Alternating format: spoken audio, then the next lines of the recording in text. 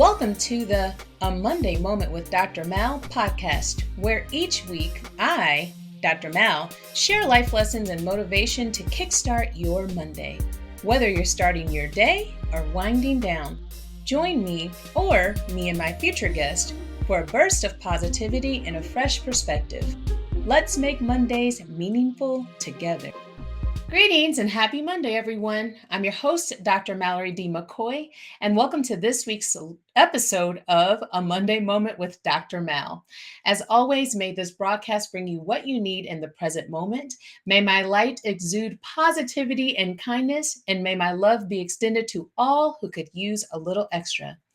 Ashe, let's seize the moment. Hello, everyone. Today's show is titled, What Educators Want You to Know. This is number 2 of 4 different shows amplifying the voices of people in education. And by now, you should know I love me a good definition, and I'm team facts over feelings, so let's get into it. According to dictionary.com, the definition of an educator is a person or thing that educates, especially a teacher, principal, or other person involved in planning or directing education. Synonyms include instructor, professor, coach, dean, mentor, monitor, trainer, and tutor. Basically, any one of us can assume the role of an educator, whether we're teaching informally or formally. To me, teaching is an art. So, for the purposes of this episode, I'm referring to anyone who chooses to get certified to educate others in a school setting. For over 16 years, I've had the privilege of dedicating my time and energy to mastering the art of education and supporting students.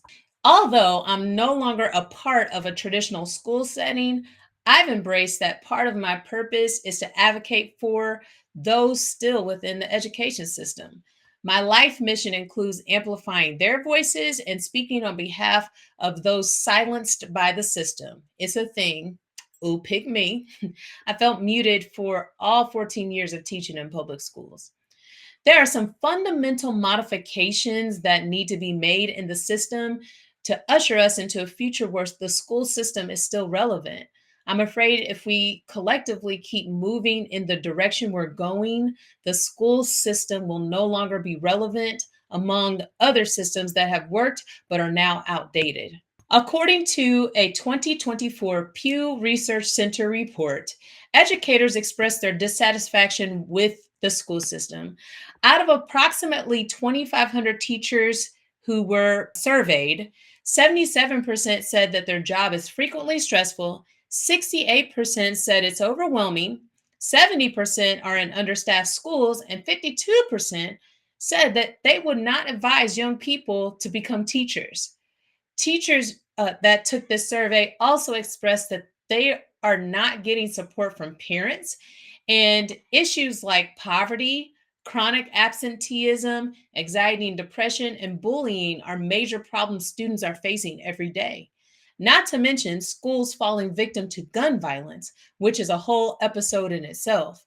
I actually did an episode on gun violence in my first season, and you can check that out on YouTube because it's real out here. Personally, one of the reasons I quit teaching was because I couldn't do post-pandemic kids and write a dissertation at the same time because, baby, that's a whole thing. After the pandemic, it was a completely different teaching atmosphere for me and some of my colleagues. It felt like parents were so ready to give their children back to the system, they weren't even involved in their children's school experience.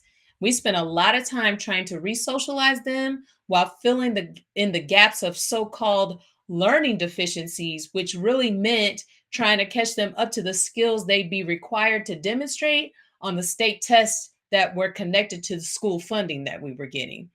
Our efforts felt misplaced because there were and still are so many human needs beyond the curriculum, inside and outside of the system.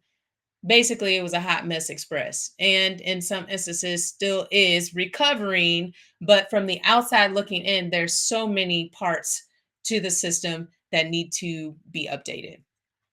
Yet, the school system is a perpetual engine and is not going anywhere anytime soon because our society depends on it so heavily. So, it's incredibly important to center the voices of those still in the trenches, having the experience of the system right now, not years ago.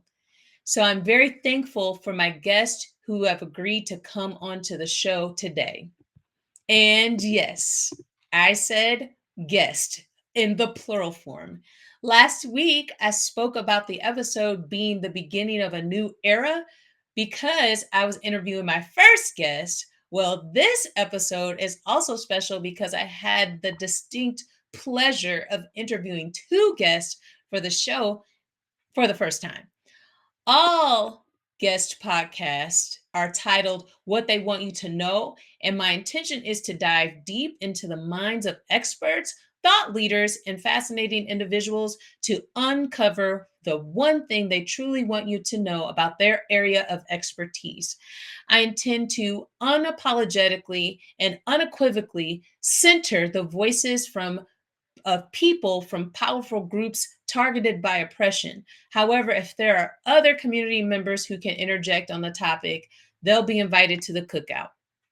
This week's topic is from the educator's point of view, and this week's guest didn't disappoint. Our conversations were so incredible, and I cannot wait for you to listen in for just a snippet of what took place. My first guest is Tara Haskins. I have long admired Tara as an educational leader, and one thing that sets her apart as a leader is that she's actually spent some time in the classroom before moving into leadership. Also, one commonality that we share is our passion for supporting girls and women from powerful groups of targeted oppression. She has spent the last 10 years of her career supporting the genius of Black and Latinx girls in education. As a proud Hampton University graduate, she is an HBCU advocate who truly believes that representation not only matters, but is essential to any community. She has supported girls by serving in two single gender schools in both Houston, Texas, and Kansas City, Missouri. During her time as a dean of restorative justice, her implementation of school wide restorative practices led to out of school suspensions decreasing by half in a single year.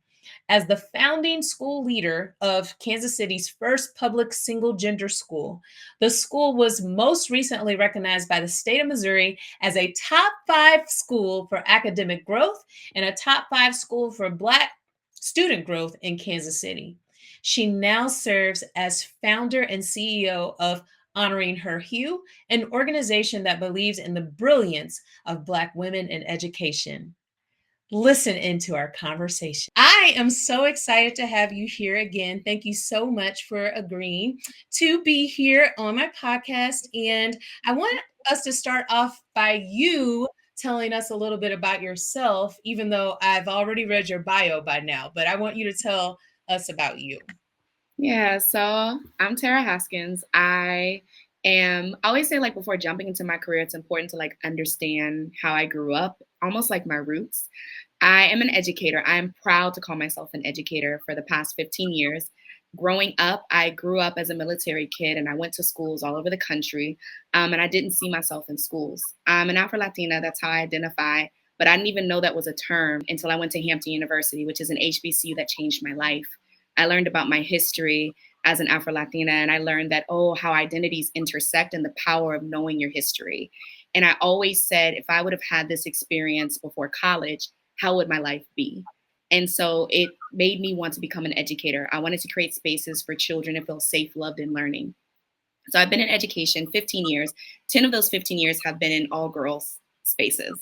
So I've been a teacher, a dean of restorative justice and culture, an assistant principal, and a founding principal, to where I was fortunate to, in partnership with the community in Kansas City, open Kansas City's very first and only public all-girls school. And that's so important because I always say, imagine spaces where Black and brown girls are centered. Imagine where their identity is centered, their culture is centered, the richness of the stories they bring with their community is centered. what could that do for our world? Mm. And so I'm really honored to have opened that beautiful space. I took a year off to restore my spirit, restore my health.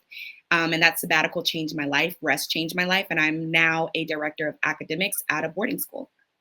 I love that so much. And I should also say that that is where our lives intersected because I was completing my doctorate at the time and decided to jump in a sub role and decided to jump out of the school district that I was in because I just wanted to see more. I wanted to see how everything worked in other spaces. And that's where Kansas City Girls Preparatory Academy entered my life. And Tara, I met her there from day one.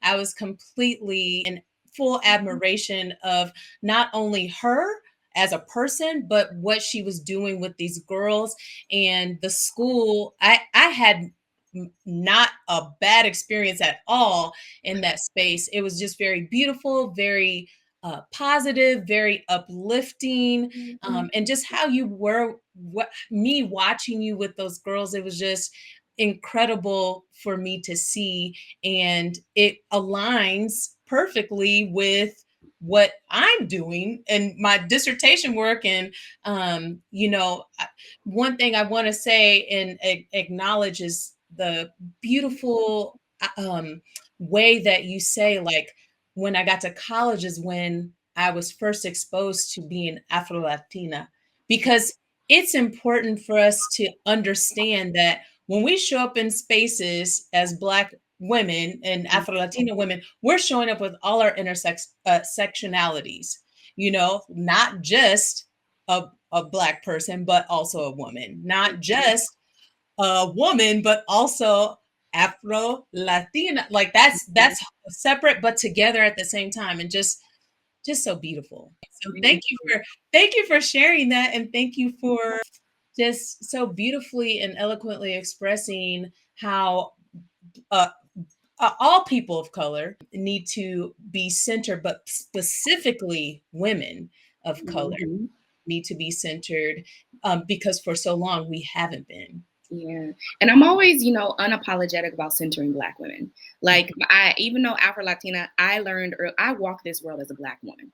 When you Facts. look at me, I'm a Black woman, Mhm. And so centering Black women is so important in all of what we do, because when you center those that are most marginalized, everyone will benefit.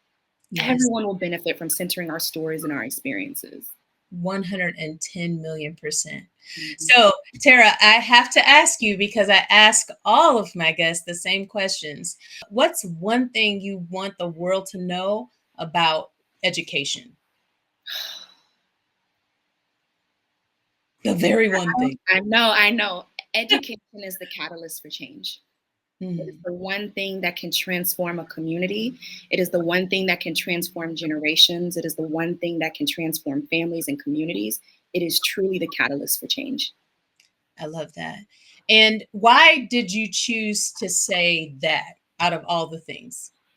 I think, my brain always goes into research, education. If you go to college, you have higher generational wealth. If you go to college, it's not just making more money, but it also exposes you to more people, more lives, more perspectives that you may not have experienced if you did not go to college. And there is just so much research behind it, or even those who have a K-12 education. I also think of the foundations of our country. There is a reason why women, Black people were not allowed to be educated, that it was truly against the law, because people understood that once we gained an education, what we would do when we had that critical lens for what was happening to us and what was going on in America, that it would be no more. And the foundation of America at that time would have crumbled. And so there are very distinct reasons why we were prevented from being educated. It's because they understood, and by they, you don't know what I mean by they, they Yeah. understood the power that it can hold. And so now when I even look of my experience, while my parents went to college, they did not graduate. My father didn't get his bachelor's until he was in his 50s, because it's something he wanted to achieve, but they instilled in us the power of education. And I'm forever grateful that it was how I was raised, that no, it's not what college are you going to? It is which one will best fit you. There was no question if I was going to college. because my parents understood how it can transform my life. And Right. I'm grateful that that was instilled even in them from their parents and their parents. It's something that I'm really fortunate, and it's a privilege that I recognize that I've had that opportunity. Absolutely. And the one thing that you said that resonated with me most is the privilege of Absolutely. having a higher education, specifically because you have to go the extra mile and pay money to have a higher education. And you spoke to the fact that your parents, although was deferred, they still pushed through and were able to get their degrees. For me, it was I'm my uncle has his doctorate, but I'm the second person in our family to get a a terminal degree of any sort, and then Congratulations. yeah, and then the first woman to be in a doctor position. But as I pushed through, all I thought about was my grandmother, Mhm. who, like you said, she was one that they had to bus an hour and a half from where they lived to go to school, to go to high school. And then she always had dreams of being in a higher educational space, but had to settle for being the help. So like the movie, so I know that when I'm thinking of education and how it's the catalyst to change, I'm thinking back, and I'm thinking of my ancestors of who I figuratively had to stand on their shoulders to get to this space. And we're still fighting to be in these spaces, Mhm. because like you also alluded to, the intimidation factor, because there's nothing like a powerful Black woman. Ooh, come on. Um, When we enter spaces, we are felt before we are heard, and our presence and our intellect. I've seen it. I've felt it. It's transformational and so inspiring. yeah, because you literally shift energies in the room. And yeah, I've actually witnessed that for myself. So, and I know you have, girl, because come on with the red. Okay, one more question. So it's a prompt. I used to think, but now I know. Mm. So I used to think that I was only allowed one dream in my life, but now I know that our dreams are ever growing and ever changing. yeah, the chills went through my body, because that is the trajectory of my life right now too. Mm. Um, and I know, even before I started recording it and us having this conversation, like you dreamed of being where you are, and Mhm. now it's a reality. Um, Mhm. and that's just beautiful. And I think that's something that we need to push more for, especially for Black women in Mhm. spaces, to say like, don't stop, Mhm. keep pushing the ceiling Mhm. until not and after, even after it breaks, keep pushing, Keep pushing. Yep. because we are not we consciously limit ourselves, but it's because of the subconscious system that continues to tell us that we have to be in this hierarchical position, and our Mhm. position is not here. It's Mhm. And so Right. yeah, that's beautiful. Well, did you have anything else to impart on the people? This was perfect. Oh, yes, I love it. I will say nothing that I can think of now, but just I always, again, like I center Black women in all that I do. And so as we think of education, I always remind people of the power of a Black woman. Mhm. I do think Black men are just as important in education, but I always say, like, as women, as Black women, we deal with the patriarchy and we deal with racism. And so when we think about education, Black women make up 78% of educators of color. And however, unfortunately, we make up 9% of educators. But when we think of Black women principals, 4%, we think of Black women superintendents, maybe 3% in our country. Yeah. However, if a school is led by a Black woman principal, they have higher math achievement and teacher efficacy rates. And so our power that we bring is beautiful. But one of the concerns that's coming up in education, and that's what my organization, Honoring Her Hue, is working to dismantle, is that Black women face more bias than any other demographic in education. And as a result, we have the highest attrition rate, which means we are leaving education at higher rates than everyone. But the reason why it's not a concern for anyone is because we keep coming. We keep coming in, we keep serving our communities, we keep serving our children. But the question is, at what cost? We are making it maybe 3 years. We're not making it to principal positions. We're not even making it to the point where we're asking, what is my gift in education? And how can I use my gift to serve children? That's a concern. I've launched a survey, a national survey through Honoring Her Hue, where my goal is to capture the voices of 200 Black women, because there is not a national research on our experiences. Yes, they identify that we experience more bias, but we're not identifying where does that bias show up and what are solutions for it. And so at Honoring Her Hue, we're trying to center our experiences, not just the negative, but the beautiful richness and the brilliance that we bring every day when we show up in those educational spaces for our babies. As I shared earlier, I've been in single gender education, and I would intentionally hire women of color or Black women so our girls could see strong and happy Black women in front of them. I had a parent one time tell me that she was grateful for our school because of that and what we created. But she had a concern when she noticed that Black women were leaving our institution. And it sits with me to this day. She said, when my daughter thinks of teacher, I don't want her to only picture a white woman. And it sat with my heart, and it still sits with my heart because, like I shared, it's not, you mentioned the system. The system likes us to think that our brilliance is not existing. The system likes us to think we're only allowed one dream. And so with Honoring Her Hue, it is just that we're honoring the humanity, unwavering faith, and exceptional intellect of Black women in education. So I would love if you all could follow my page. The survey is linked in the bio of Honoring Her Hue. I want to gather 200 voices of Black women so we can find out what is beautiful about our story and what are things we need to interrupt that's keeping our brilliance from shining, so that we can truly dismantle and rebuild the system we know to be true for not only ourselves, but the children that we serve.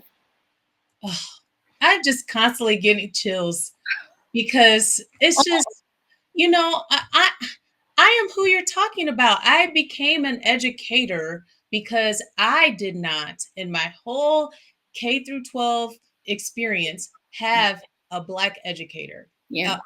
And not even a Black woman educator until I got to UMKC, where I went to for my undergrad, and I had my first Black educator in my whole entire life in college. And then the year that I quit teaching, I had my first Black administrator ever. In my whole entire 14-year teaching career, and in my whole entire 14-year teaching career, I served as the only Black music teacher, K through 12, vocal and instrumental, the whole entire 14 years I taught. Yeah. And I was used for a purpose. I was placed in every space for a purpose. And I know and I recognize that. But like you said, that becomes weighty because you see all of these things that, like that's why I started the business that I started, Black girls supporting Black girls in suburban spaces, because, if they walk down the hallway too loud, they're getting in trouble. Yeah. And it's like, well, that's how they express at home. And I'm loud too. You know what I'm saying? Like, I'm not quiet as I walk down the hallway. It's not prison. It was just a whole bunch of things that I was seeing. Sorry. It's okay. Girls, I'm having to do their hair in my classroom. Luckily my school that I ended up at, they had a hair closet. So I love that. Yeah. And actually it was teachers who actually wrote a Donors Choose grant to get a hair closet. So they had all of the accessories and brushes and hair stuff. And I got to, as the Black teacher in the building, I got to say, like, hey, this is a product that you should have in this closet, because this is what, it's helpful. But I don't even know how to braid, and I was doing hair. Listen, YouTube and TikTok will teach you anything you need to know. But the babies, they were coming to school and they would have hoods on their head because their hair wasn't done. And then, they were getting in trouble for having that on their head. I'm like, oh no, bring that brush down here. Bring this, I kept gel on my head. You know what I'm saying? Like, bring this down here. But that's why I was there. But then when I left the space, then who was there to fill that? You know what I'm saying? Like, I have my doctorate, educational administration. People are like, "Are you going into administration?" I'm like, I don't know if I want those problems. As someone who's been in administration for about 7 years, it's because there's even less Black women in those positions. We are fighting for the existence of our Black girls, for the existence of our Black staff, for our Black, and it is a lot. It is not, and I don't like the phrase "it's not for the weak," because nothing we do, no matter what your role is in education, is Yeah, weak by any means. It right. takes a certain thing, but that's why we leave at alarming rates, because of the weight that it Mm. has, and the stories we carry in everything that we do in our day to day. And I want to say that I'm so grateful for you, because I would watch you with the girls that we served, and they love you, would be so patient and so kind. And most importantly, you would honor their humanity. Mhm. And that's something that our Black girls did not always experience in that space. I am always very honest. Anyone who has worked with me that I've had the opportunity to lead, is I lead with integrity and honesty at all times. And they would tell me that they appreciated you because you were patient with them and that you listened to them. And those two things for adolescent girls who are writing their stories is so vital. And I'm pretty sure when our girls think of who's a Black woman that changed your life in education, they're going to say you. I know there's going to be Oh, at least one girl that will say you. So I'm grateful for all that you poured into our girls. thank you. I appreciate that. And look, it was about to make me cry. But I seen one of the girls out at the pool, and she ran up to me and gave me a hug. Right? Like, she's like, I can't believe you remembered me. And because I said her name, Mhm. because they are human, and I do remember you, and I do, like I do. Listen, the patience I haven't always had, but It, when I tell people I worked at an all girls middle school, they go, "Patience." I go, "Of a saint." yes, yes. Patience of a I saint. mean, you just You feel got it, to. and you see past what they're expressing, and you see them. You're like, Mhm. what happened to you? My life was changed from being in that space, and I know that that is a part of the culture that you created. In the first episode, what school administrators want you to know, Dr. Bates talked a lot about culture, Oh, um, eating policy for breakfast, and you certainly created this beautiful culture of love and care and understanding and patience, and you didn't have any choice but to fall in to something that you created. So thank that's why I'm honored that you are here, and that's why I'm thankful that you agreed to have this conversation with me. So you. Thank you so much. I truly appreciate the time and space to just share a little bit of my story. yeah.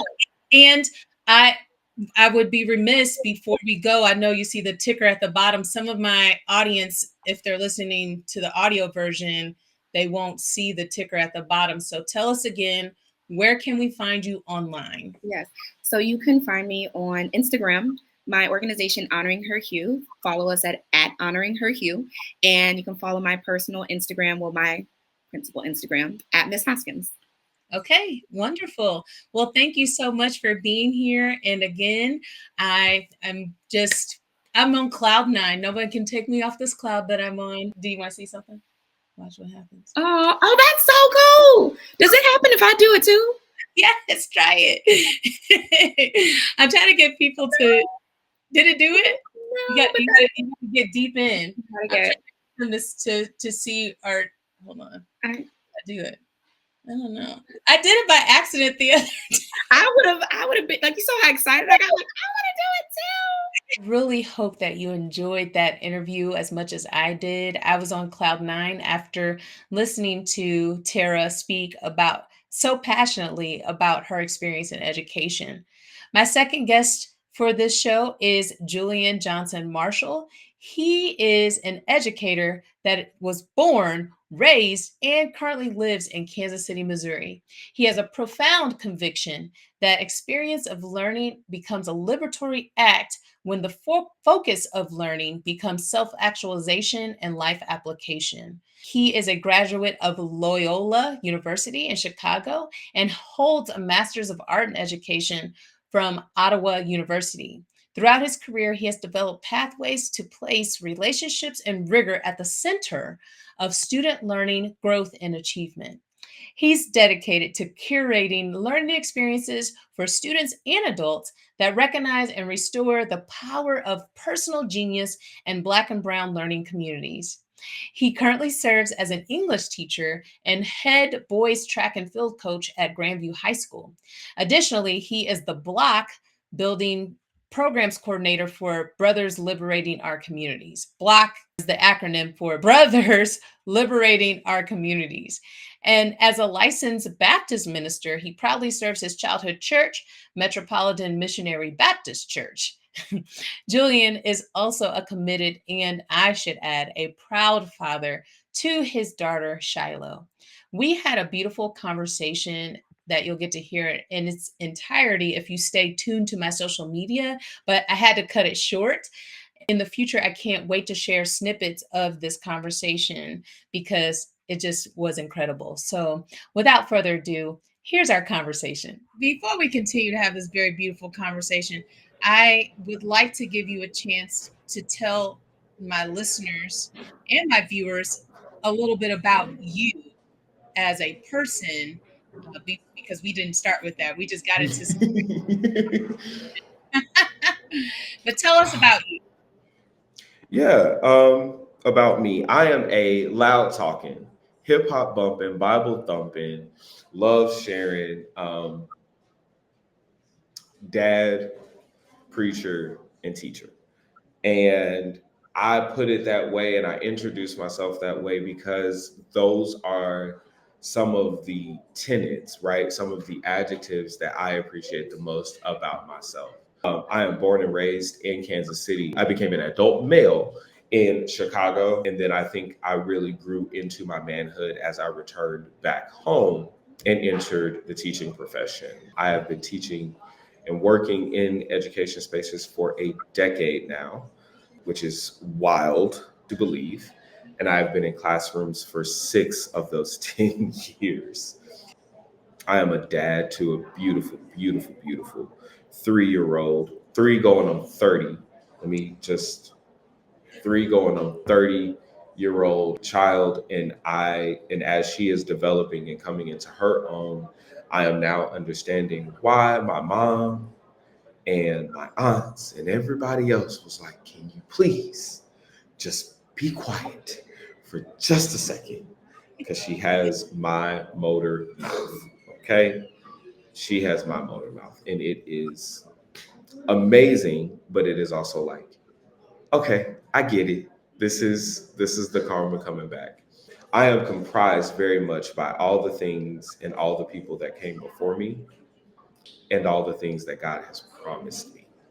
Mm, And so, yeah, there's that. that's That's beautiful. my introduction.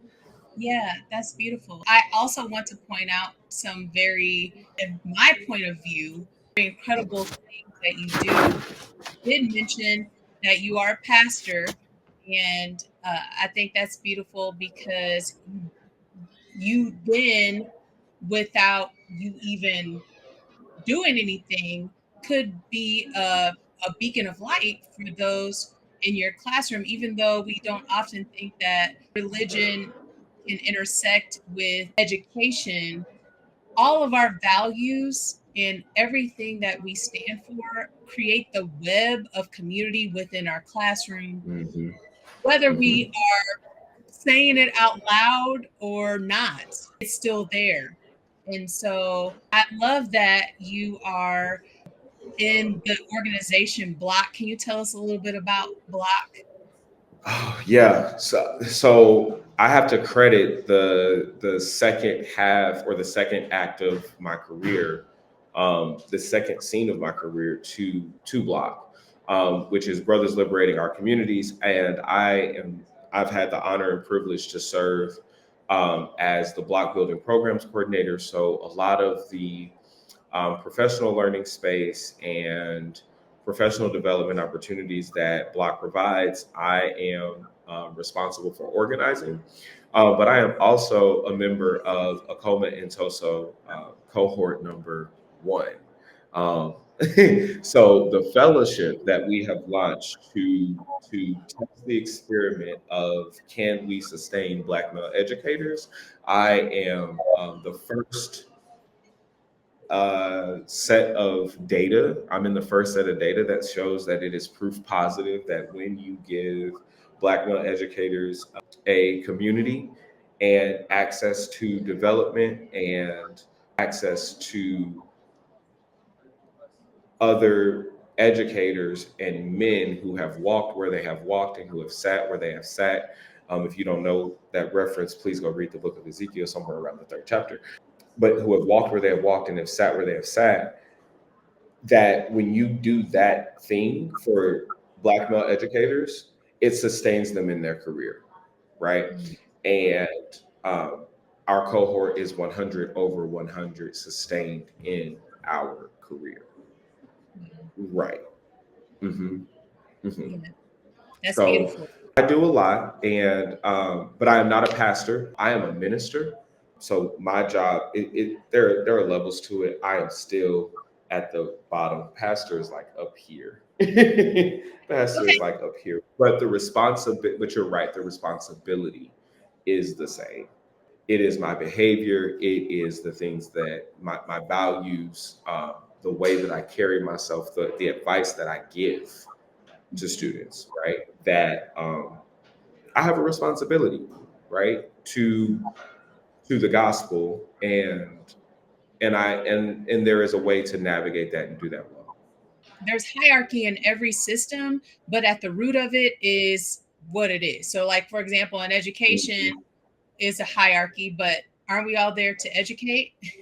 In the same Right. sense, hierarchy in religion, but isn't isn't the root of it to be, a beacon of light to others who might be struggling with morality and things like that? So we all have the same or we're Yep. supposed to all have the same purpose no matter where we sit on the totem pole.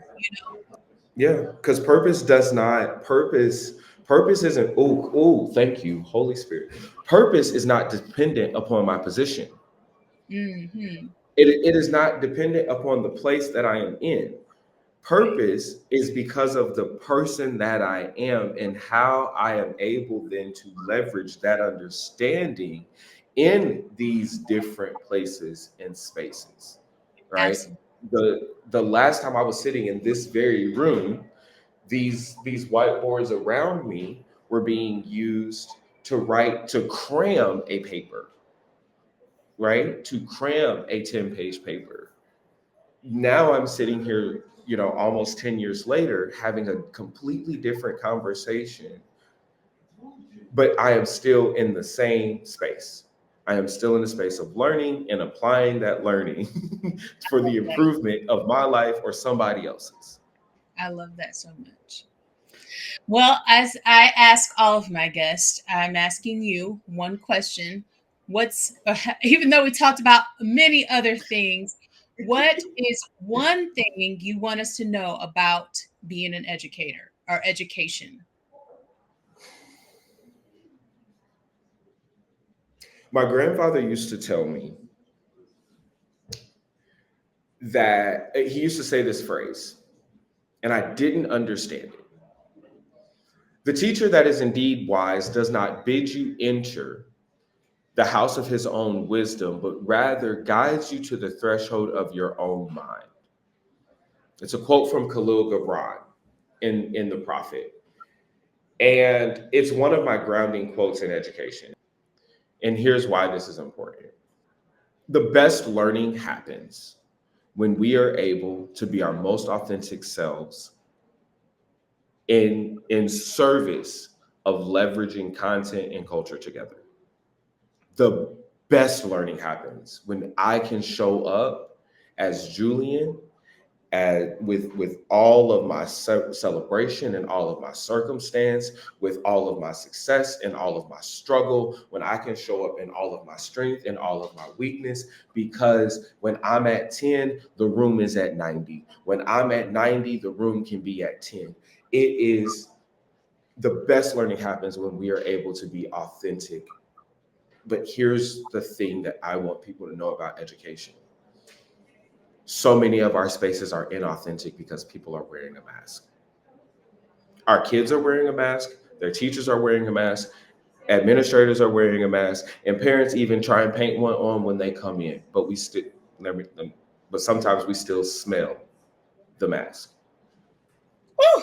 So what do I mean? Take off the mask.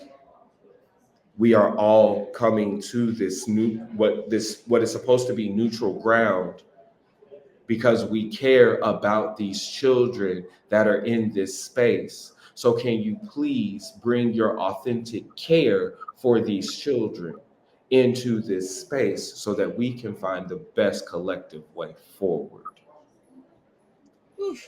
Yes, absolutely. I think what one word I heard you say that resonated deeply with me is collective. Oftentimes, and I've actually blogged about this and done a show about this. We leave education up to the educators when it is a trifecta. We have the educator, we have the parent, and we have the student all Mm-hmm. working together, or even not just Mm-hmm. the educator as a single entity, but as the entity. Education, Mm-hmm. parent, student. All three have Yeah. to work together in order Got for to. it to happen. Got to. And being authentic helps to lend to greatness, because if I can not artificially get you where you need to be, but authentically get you where you need to be and get you the resources that you need, then you will be better off. You will be successful in all facets of wellness, physical, And mental, it will social. stick. Yeah, it will actually be beneficial to you, rather than be some cosplay business that we're doing, just playing the game. So that 100% resonated with me. Thank you.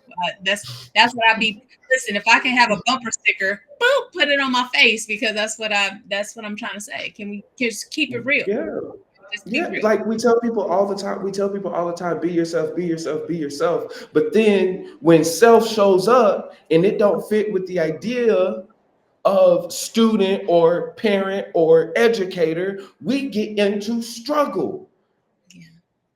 One of two things has to happen. Either you have to allow the truth to walk in and be itself and be the truth as is, with no boundary, with no warrant, or you're gonna have to start, or you're just gonna have to tell people that we are telling lies. Yeah. I'm sorry.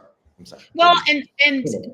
to that point, because in my growth as a woman, so growing into womanhood, one large lesson that I have learned is not to define myself by what I do, but who I am. So being who I am first before the role that I'm supposed to play breeds authenticity. And I will Yes, show it up does. in every space, not as the role, but show up as who I am. Who I So am. yeah, That and is and, and, exactly and it. yeah, so we're on the same wavelength. Not that we need it to be, but that's exactly how that that's my This is ministry. what good learning looks like. This is Yeah. what good learning and good ministry looks like. We don't, and we don't have to be in the same path to have the same form. Mm-hmm. Okay. I, I'm the head boys track coach. All my boys need to have the same form. They are not all going to run the same race. Facts. Facts. But the It goes form back is to what is foundational. It is the good thing that works for all of them. for How we sure. use it, how we use it, how we leverage it, that's different, right? That's unique to each and every person. But it's who you are, right? What is the core? And when we can crack the core, when we can understand who we are, what we do will always be good. Because that's what God called you. I love it. Before Here. anything else, you were called good. Yeah. I love that. I love this. Okay, one more thing. Okay. I ask all my guests the same prompt. I used to think, but now I know. So, what did you used to think, but now you know? And this could be about education, but it could actually be about anything. So, it doesn't have to be about what. Um, I was gonna say what I typed about authentic leadership and all that, but we kind of touched on it. I used to think wisdom and learning was reserved to the experts. Now I know that if we develop experts of our if we can position ourselves as experts of our own experience, wisdom and knowledge is still reserved for us. That's good. I know that because when I tell a student, hey, I know that you struggle. I know that we may have a struggle with this standard or with this skill. But if can you see yourself in this text, or can you see yourself in this space? What do you need from me, or what do you need from this space? When we make them the expert in their own experience, the wisdom and knowledge that we are trying to impart or trying to share gets that much closer. Mm-hmm. And so um, I no longer think that it is reserved for experts or for people who have more experience in life. I believe that every person, because they have breath in their body and feelings and an active brain, is the expert of their own experience, and we can learn from them and with them. And that is the wisest thing we could ever do. And that is the wisest. Like, I'm getting just constant chills through my body. Thank you, Spirit, because that is really the, that is another thing that I like. How did we know, Julie? We don't have conversations like this all the time. So I'm affirmed. God talks to That's me how through the people, spirit moves. Yes, he because does. I, you know, I learn from kids all the time. Oh, And, I'm really big about ageism. When people say, oh, because I grew up like that. Oh, you're a child. It's one of the stay in a things I, child's place. yeah, because it miss when you do that, you miss so much. They're Mm-hmm. teaching my son, he's Mm-hmm. not. I learned from him how to be. I've learned more from him in this past 7 years than I feel like I've learned my whole life. Just in communication, how to Just in interact communication. with people, relationship building, all these things are wrapped up in this little Mm-hmm. package of a 7-year-old, and Talk about it. so I just he's so wise, and I say he's an old soul. We got a lot of old souls. I just did a long-term sub in kindergarten. There was a lot of old souls in that classroom. Um, Yes. and it's just we have to lean in, and more so, not only because they're teaching us, but they're also telling us what they need. Yeah. You're making assumptions. That's why I have a problem with lawmakers making rules for school when they ain't been in school since they was in school. I talked about it in my last episode, but you're not leaning into the needs of the people that are actually in these buildings every day. That's why I'm having these conversations.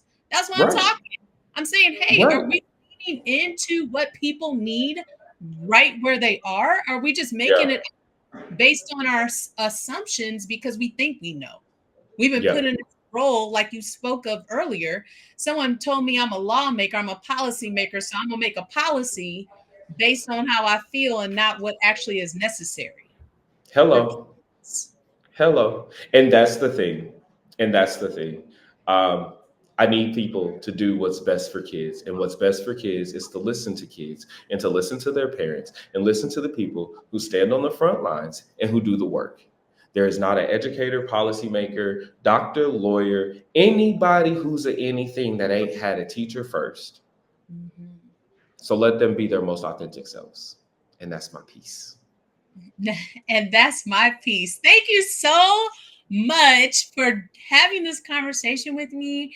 And having this conversation with my listeners and my Absolutely. viewers. And I think that they will be enriched my soul is happy today, as the ministers and the pastors say, my soul. Well, that's a blessing. There you go. Where can we find you online, and how can we connect with you and stay connected? Catch me, yeah. So I am all over the place. Catch me on Instagram and Twitter at _J Alexander. That's where you can see like the day-to-day encouragement and interaction. If you want to see what's happening more, I guess officially, hit me up on LinkedIn and or Facebook. It's literally just my name. So that's that on that. It was so good to be here. It was so worth it. I think these conversations are so important. So thank you so much for having me on today. And I will leave you, as I leave all my spaces, with a whole lot of love, peace, and enough Afro sheen to get you through. Absolutely. The kids taught me this wisdom. Yes. You didn't even know you could do that. That was crazy.